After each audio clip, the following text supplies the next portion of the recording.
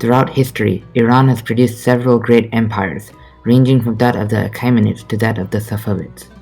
Although these empires were able to subdue several other great and ancient civilizations, such as that of the Babylonians, Hittites, and Egyptians, the Iranis were never able to subdue the Greeks, although they tried.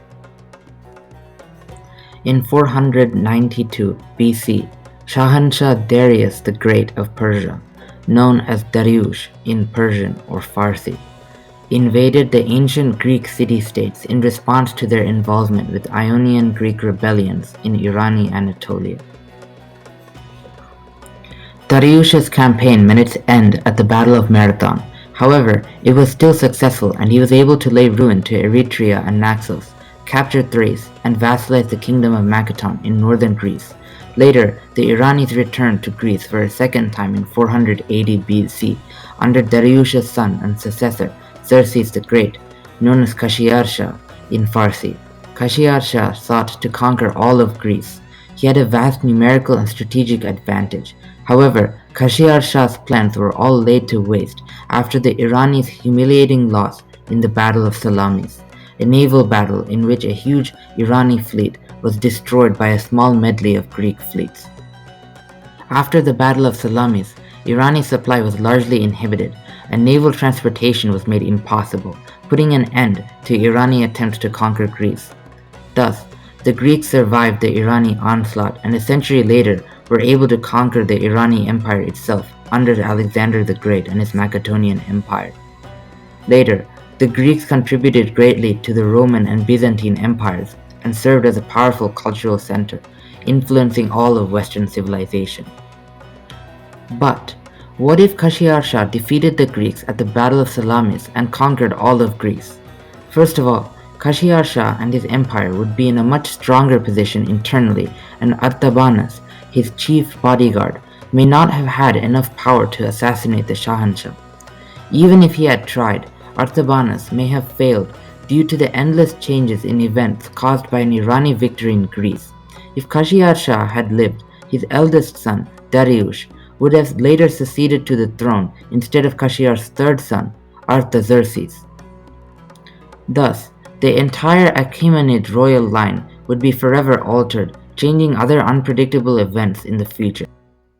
Over in Greece, Macedonia would stay a vassal of the Achaemenid Empire, and the other Greek states would either be directly annexed or vassalized.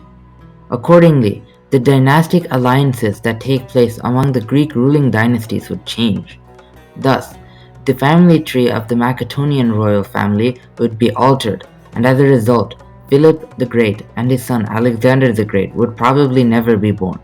Even if they were, it is highly unlikely that they could have unified Greece and conquered Iran itself. So, Alexander's empire would have never existed to destroy the Achaemenids, spread Hellenistic culture eastwards, and splinter into various warring states. In this timeline, Rome, if it even exists, would find great difficulty in expanding eastwards. A much more strong and stable Achaemenid empire could have easily repelled Roman advancements, so Rome's cultural and technological development would never occur. As a result, the Byzantine Empire also never rises out of Greece to challenge the Achaemenid Empire or an alternate successive state later on. Iran would remain the dominant power in the Middle East and surrounding regions, possibly expanding further into Europe, North Africa, Arabia, the Caucasus, Central Asia, and India, exerting a larger cultural influence over the world.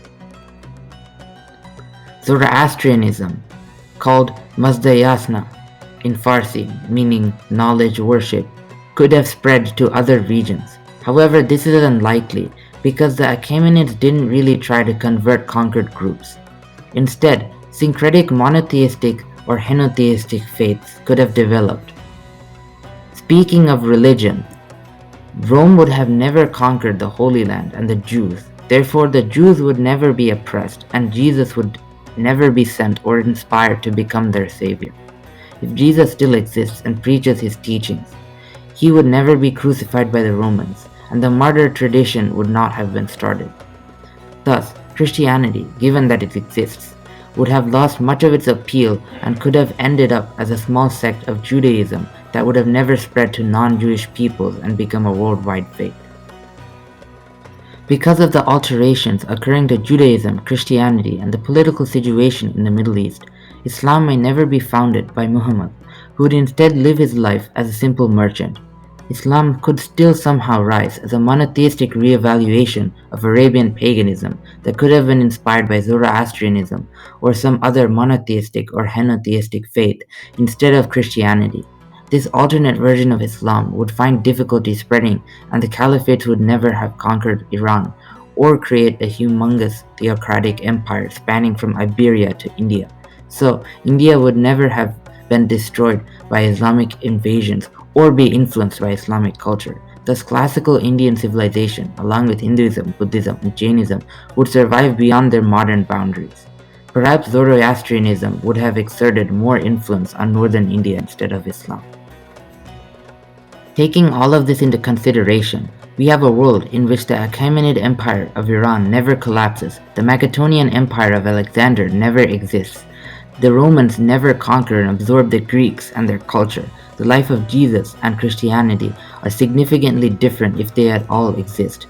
Islam is either non-existent, eliminated, or contained. Zoroastrianism survives, and maybe even spreads, and India is never conquered by the Arabs or Turks. Such a world would vastly differ from ours in several aspects such as culture, religion, and history. The history of our world as we know it could have went down in such a manner if just a few cannon shots at Salamis went differently.